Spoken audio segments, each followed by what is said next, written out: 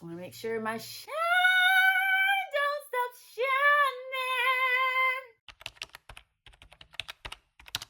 Hi guys, so this video is coming really soon after that last one, and can I just say honestly, I am not very happy with my writing session video. Honestly, it felt like the video would have been a lot longer than 7 minutes, and I'm rather disappointed that it was so short. But then also I didn't really engage as much, and I didn't really talk a whole lot while I was going through my process. I think, of course, when I'm writing, I am super focused and I'm just in it. So if I wasn't talking that much and I was watching body cam videos and then my telenovela, and I just felt disconnected. And like I said, I've really just kind of been struggling with my energy being up and down. I haven't had the full stamina to just really pour in and like go all in how I usually do with my videos and other things. So I feel like that was very evident in the video, unfortunately, and I almost didn't post it, but I was like, no, like you have to post something, and at least this is something. It's not great, but it's also not as bad as I've been convincing myself that it is. But I'm really glad that I have the energy now today to record this video for you. We have another book review coming up, and this book, y'all, I am a really big fan of this series, and this particular fictional man who is in this book is just one that is always super popular for this series. And I'm just like I don't know, like, because I have my own favorite from the series, but finally reading his book, I'm like, I see what the tea is. I see what the girls are talking about. Like, I want this man as well. And that book is none other than Heartless by Elsie Silver. So I originally got this book from the library, if you guys remember my library haul video, and I checked it out because this is one of 2 books from the Chestnut Springs series that I hadn't read yet. And so when I finally found it, I was like, okay, perfect, I can finally get into it.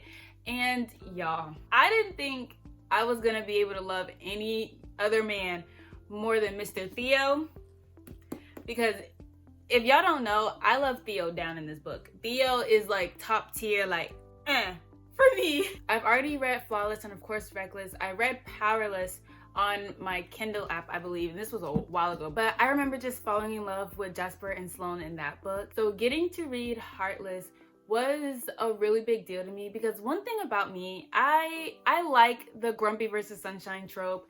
I like the single dad trope, and I'll be completely honest, I was putting off reading this book for a while because I was just like, I don't want to read it and then it like not live up to like the expectations and all the hype that was on TikTok. But I am super happy to say that I absolutely adored this book. Let's get this review started. Before I actually got this book from the library, I did read like the first chapter one day in Barnes & Noble just to kind of see, and this is one of the more popular books from the series as well within the book community, and I was just like, let's just see. And I mean, like, first chapter 8, like, I get it, I liked it, and I'll be completely honest, at first I didn't realize that Willa, the female character in here, was Summer's best friend until of course I read Flawless, and I was like, oh, okay, Summer and Willa, but I really didn't put that 2 together until I started reading it, and I was like, I gave this book 5 stars. I say that I finished it in one day, but you could say it was 2 days. I read majority of it on like a Sunday, and then like that next morning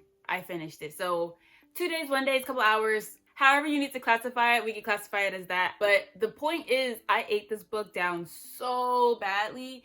I loved how the author just took Cade and Willa on their own separate journeys with trying to figure out living together, but then also having these conflicted feelings for each other. And I will say now, I am a really big romance reader, so my biggest thing, especially with like smut books, is like, okay, is this just physical attraction and then they fell in love, or did they fall in love and then they had sex? Like, which was it?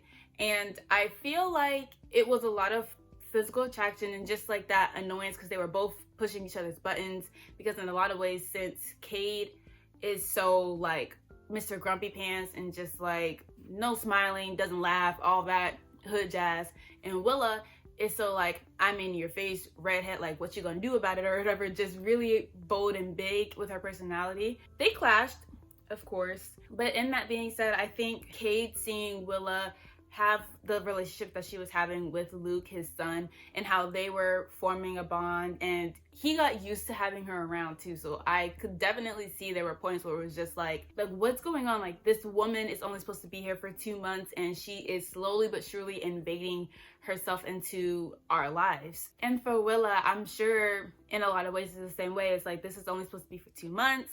I'm just here during the weekdays and I have my weekends off.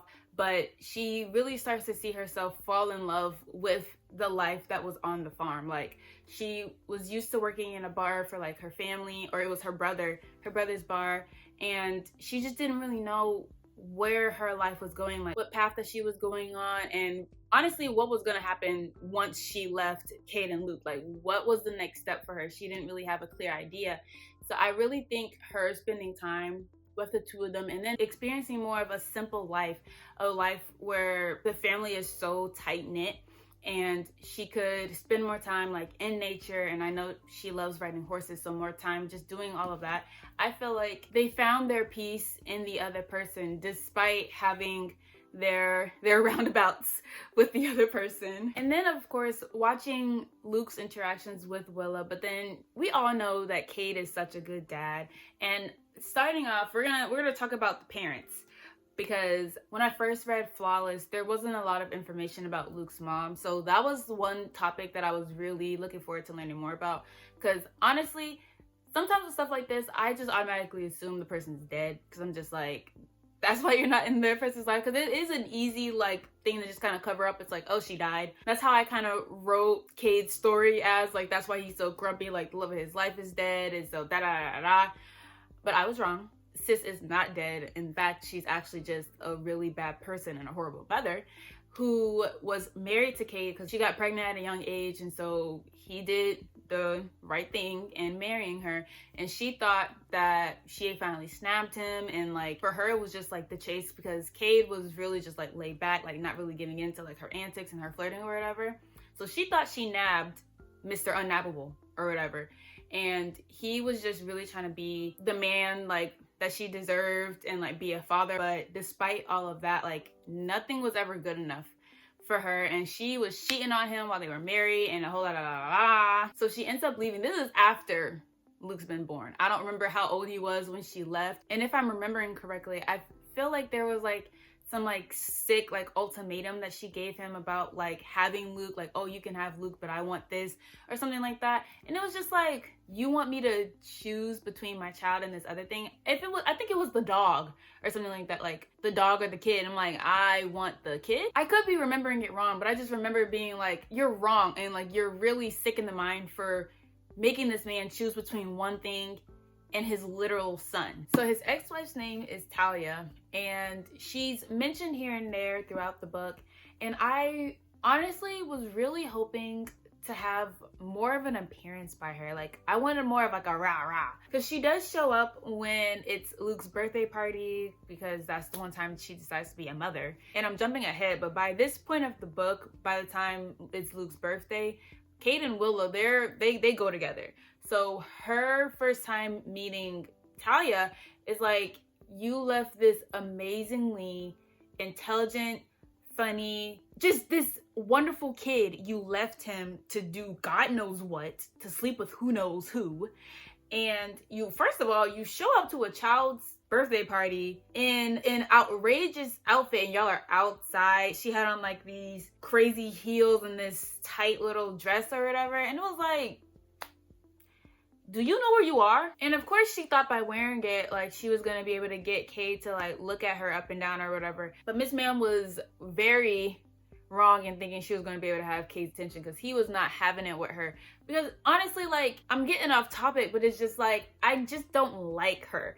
And I like the little interaction that like her and Willa had or whatever, but I was really expecting it to be more like a push and pull. So like, after we saw her, we never heard from her again, which, I mean, is kind of how she is in Cade and Luke's life anyway. She doesn't show up. She's not in his life except for little things like that. Because of course Cade is not gonna stop Talia from seeing her son. Like, that's Luke's mom. He would never keep them away from each other. But I also feel like Luke is kind of like, I couldn't care less what this woman does. All that being said, Cade had to grow up really fast when his mom died, and as the oldest, he just instantly took on the role and was just like, I'm gonna be here and I'm gonna help my dad take care of everybody, take care of the land and all of that. So in a real way, his childhood was robbed from him because he just wanted to be able to help out and be the responsible one. And because of that, you know, I think when a lot of people have to grow up fast, they lose out on the joy of growing up and the adventures that comes with getting older, which is why when I think about Cade and how he goes about his relationships, especially after everything that happened with Talia, and like Talia making him feel like he was never enough and that he wasn't capable of love and everything, I could definitely understand why this man was like not having it with women, just didn't want to go at it again. He was just like, I have my son and I have my work and like that's all I need. But of course Miss Willa came in like a hurricane and was like, you thought. And I think one of the biggest things for Cade that attracted him to Willa was the fact that she wasn't in it to try and be with him. Like we see at the beginning when Cade's trying to interview someone to watch over Luke, and all these women are just like trying to basically make a pass at him, and it's like, you're here to watch my son, not trying to jump my bones. Like, let's remember what the job application said, guys. And Willa couldn't have cared less about this man and sleeping with him or whatever. That was not what was on her mind. Her mind was like, I need some extra cash.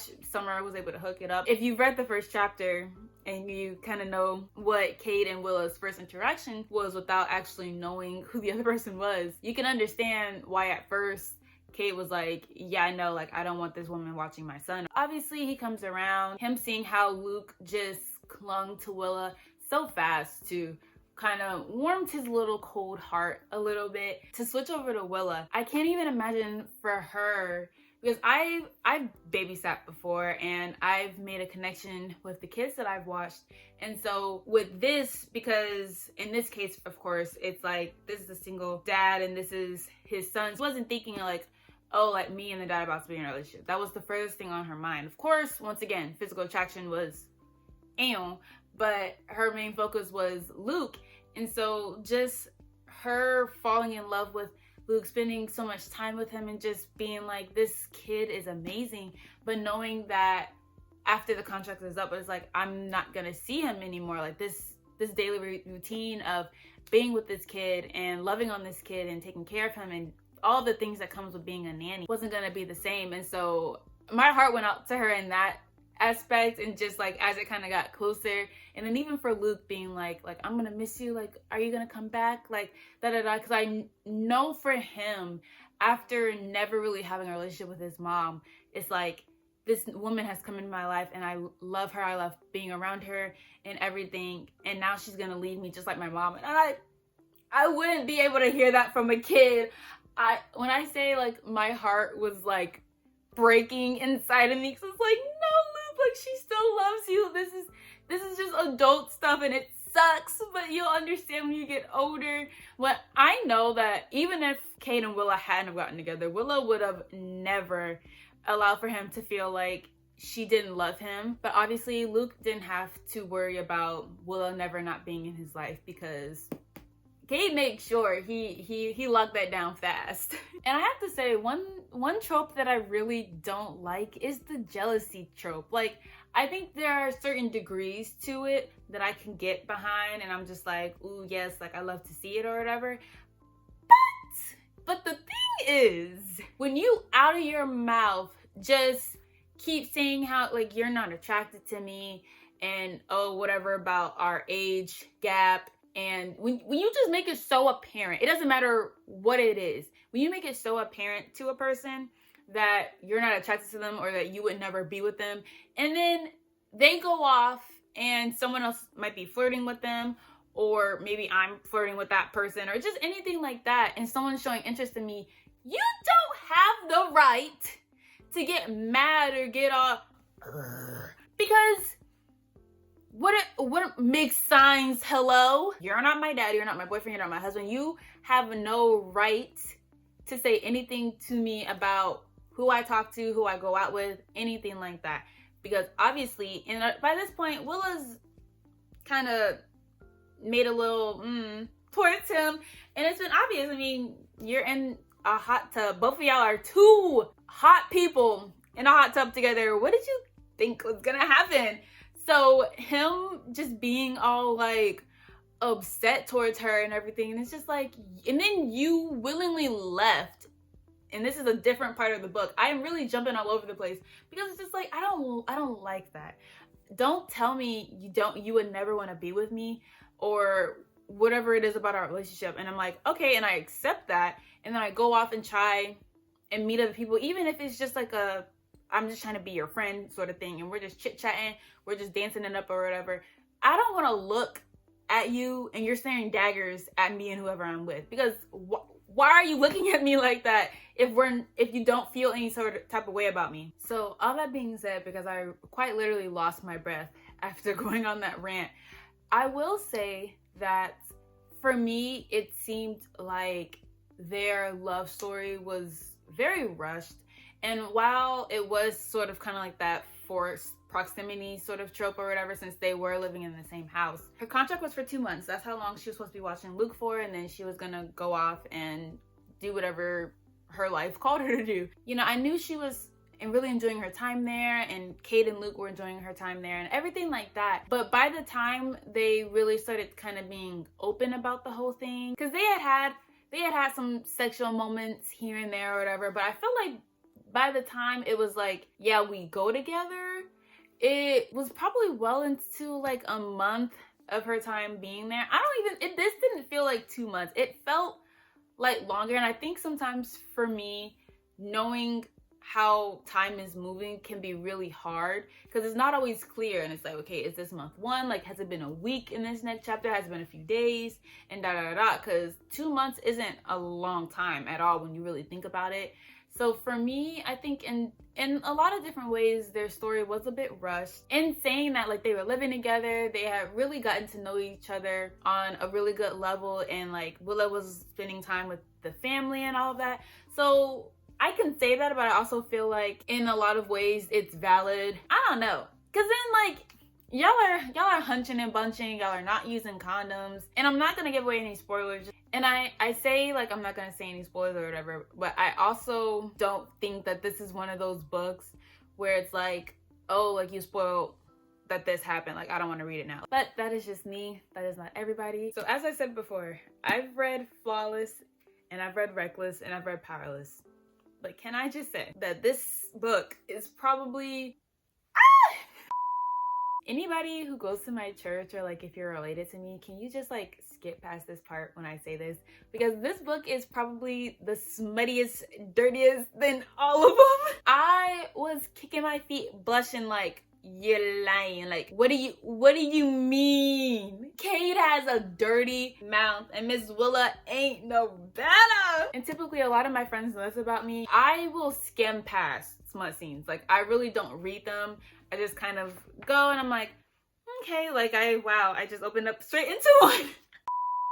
I kind of skim and I go over, and just to kind of like speed it up, because anybody who knows romance books and stuff, these scenes can last for pages, like pages on pages on pages, and it's like, when does it end? So that's one of the reasons why I skip over it. But then also for me, as I'm reading, if I feel it's going on for no reason, or if they're talking too much, it's just like, can you guys just hunch and bunch and so we can move on with the story? Like, we get it. And don't let them start towards the end of the chapter and then why am I in the next chapter and they're still going at it? Like, what is going on, guys? And I'm not sure why it was kind of like a surprise to me when Cade really just started to show like that man side of him. That's just what he gave the whole book. That like I can't say that. Oh my God. I always try to be so honest and just be kind of free when I'm doing these videos. And so things come into my head for me to say, and sometimes I go with it, or I just quickly like say something else because I'm like, no, like I can't say that, or like just reword it a different way. But also when some outlandish things come to me, I'm like, no, like you can't say that whatsoever. It just gives that like Cade knows exactly what he's doing, even though it has been a really long time since he's had sex, just with everything with Talia or whatnot. And Willa's not shy about the fact that she's got a body yaddy. She knows what she's got. Confidence, period. After reading this book, I was like, I immediately need my own copy. And you know, I love Barnes & Noble so much because they just have such great deals. And when the books are buy one get one half off, I got my own copy of Heartless and then Powerless. So I will be going through to annotate this copy, and then I will have to reread Powerless and then of course annotate it. But that is going to be for another time. I have to say really quickly, since I've brought up the other books, I've just fallen so in love with cowboys and just like this whole aesthetic of like small town and everything. I think it's just how family is just a strong aspect of all these books. Any romance book that I've read that involves cowboys, family is just like at the core of it. And definitely reading these books, especially Heartless, I was like, I could be a cowboy's wife. Like I could be out there. I can learn. I might be a little like rough around the edges, especially in the beginning. Like I don't want to do this, like early mornings, like ugh, like miss me with that. But somewhere deep inside of me, I really think I could do it, guys. But back to Cade and Willa, I think that they really just brought the best side of each other out. Willa, Luke, and Cade deserve to be a family. They just go together so well. And I'll tell you, the moment I knew that Willa was not going nowhere and that she saw Luke as her son was they were at a birthday party, and I believe it was Luke and this kid, and the kid had pushed Luke in or was like just making fun of him. So Luke, of course, crying and like going to Willa because that was who was there and like just his confidant in that moment. We're reading this scene in Cade's point of view. So you just see like Luke all upset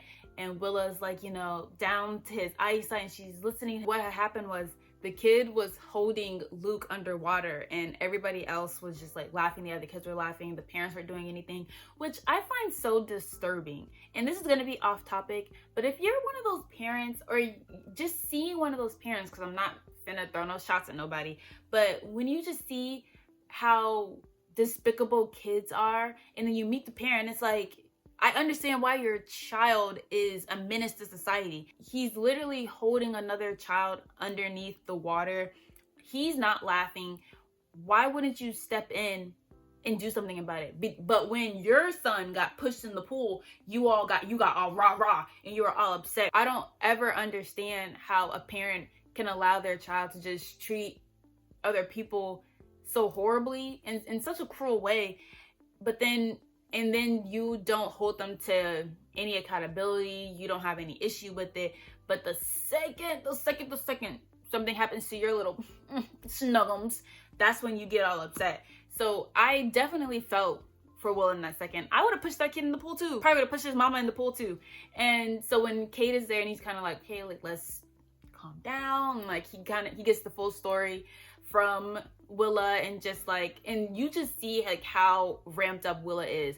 Even like when she's like, she's finna go and Luke's like, no, I want to come with you. That was also like a point where it was like, yeah, like they go together. Like that's his mama right there. All that being said, I love this book so much. And when I'm doing these book review videos, sometimes I feel like I haven't said anything about the book. It doesn't feel like I've talked about what happens enough. But of course, I want you guys to read this book for yourselves. So there are going to be some things that I won't talk about. There was one thing that I saw coming, and when it came to fruition, when it was finally talked about, I was like, aha! I love being right.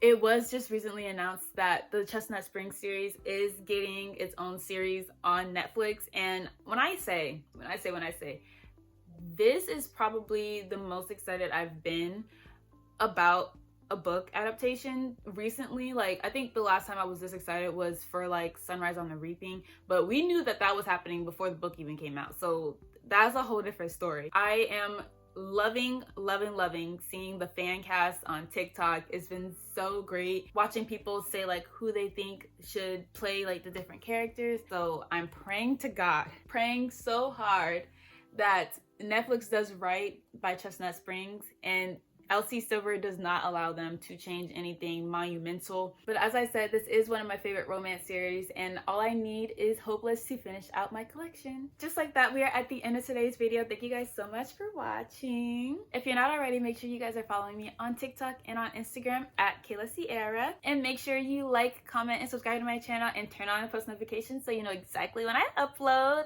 and share this with all your friends. I'm Kayla Sierra, and I will see you in the next video.